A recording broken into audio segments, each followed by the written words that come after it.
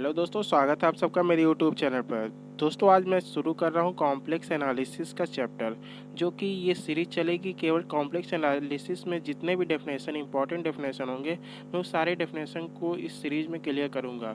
आप इसको एक शॉर्ट नोट्स भी कह सकते हैं। शॉर्ट नोट्स में सारे डेफिनेशन तैयार कर सकते हैं। जो भी मैं पढ़ाऊँगा उसके एक नोट्स बना ले सारे डेफिनेशन की, और उसको जब आप एक बार रीड करेंगे तो सारे डेफिनेशन आपके तैयार हो जाएंगे। तो दोस्तों, चलते हैं हमें अपने कॉम्प्लेक्स एनालिसिस के चैप्टर की तरफ, जहाँ पे आपको देखने को मिलेगा पहला कॉम्प्लेक्स नंबर। आइए जान लेते हैं कॉम्प्लेक्स नंबर होता क्या है। कॉम्प्लेक्स नंबर जो होता है फ्रेंड, वो z equal to x plus i y के फॉर्मेट में होता है, जहाँ पे एक्स और वाई जो होता है वो रियल नंबर के एलिमेंट होते हैं, और ये एक्स वाला पार्ट आपका रियल पार्ट होता है, और आई वाई वाला जो पार्ट होता है वो आपका इमेजिनरी पार्ट होता है। कोऑर्डिनेट सिस्टम में जो कॉम्प्लेक्स नंबर का लिखने का जो तरीका होता है वो आपका ऑर्डर्ड पेयर में होता है। Ordered pair of the real number, जैसे कि आप किसी भी कॉम्प्लेक्स नंबर को अगर लिखते हैं कोऑर्डिनेट सिस्टम में, तो उसके पॉइंट को हम लोग एक्स वाई के फॉर्मेट में लिखते हैं। आइए दोस्तों, चलते हैं अपने कॉम्प्लेक्स फंक्शन की तरफ। जो कॉम्प्लेक्स फंक्शन होता है, जब किसी मैपिंग कराते हैं हम लोग डोमेन से कोडोमेन में किसी भी कॉम्प्लेक्स नंबर का, तो जो उसका फंक्शन आता है वो आपका आता है u x y plus i v x y के फॉर्मेट में। आपका एक्स वाई जो होगा आपका रियल नंबर का एलिमेंट होगा, ये पार्ट आपका रियल नंबर होगा, और ये आपका इमेजिनरी पार्ट होगा। जहाँ भी आई लगा होगा वो पार्ट आपका इमेजिनरी होता है, और ये आपका रियल पार्ट होता है। तो फ्रेंड, इसके बाद हम लोग डिस्कस करेंगे एनालिटिक फंक्शन।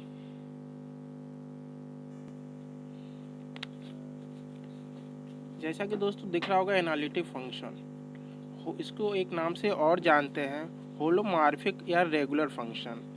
इसकी जो डेफिनेशन होगी, आप यहाँ पर दिख रहा होगा, F z is the single valued function in D. जो एफ जेड फंक्शन हम लेंगे वो एक सिंगल वैल्यूड फंक्शन होना चाहिए किसी रीजन डी के अंदर। और नेक्स्ट जो होगा, F z is the differentiable at the all point of the D.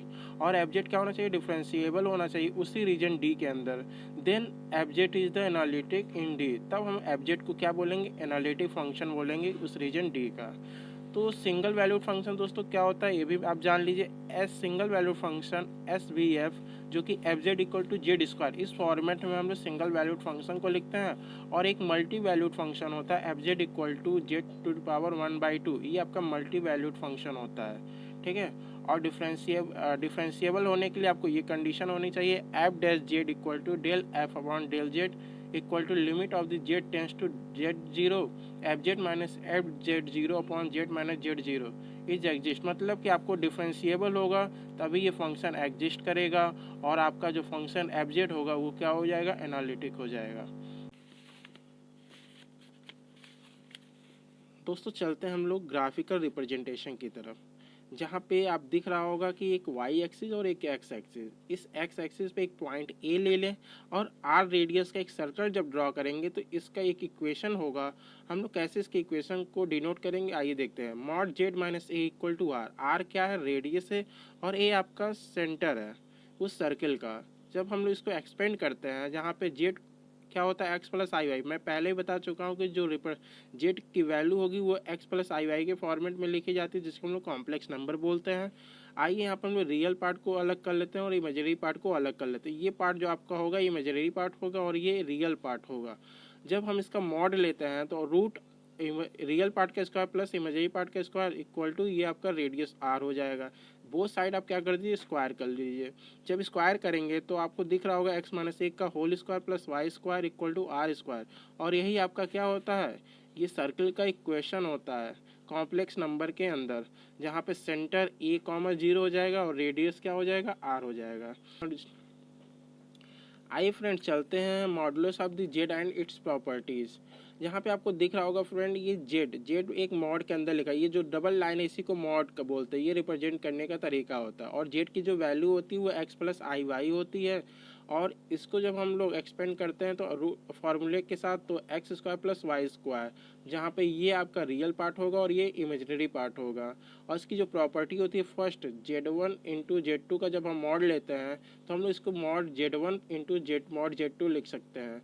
और जब सेकेंड प्रॉपर्टी है जेड पे पावर एन का जब हम मॉड लेते हैं तो ये एन जो होगा पावर वो बाहर की ओर आ जाएगा। इसी तरीके से जो थर्ड प्रॉपर्टी है जेड, जैसे कि आपको दिख रहा होगा मॉड जेड का square equal to Z Z bar, ये जो बार होता है वो जेड का ही कॉन्जुगेट होता है। जो भी जेड एक्स, अगर मान लीजिए Z x plus i Y है, तो जो मॉड जेड होगा तो वो हो जाएगा आपका एक्स माइनस आई वाई।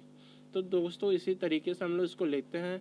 हम लोग आगे डिस्कस करेंगे कॉची रीमान इक्वेशन, इसके बारे में जो भी डेफिनेशन है, जो भी फॉर्मूले हैं, उसके नेक्स्ट वीडियो में हम लोग चर्चा करेंगे। दोस्तों अगर मेरा वीडियो आपको अच्छा लग रहा हो तो प्लीज़ इसको लाइक कर दीजिए, सब्सक्राइब कर दीजिए, तथा कॉम्प्लेक्स एनालिसिस के ऐसे ही सीरीज देखने के लिए हमारे चैनल पर बने रहिए। थैंक यू दोस्तों।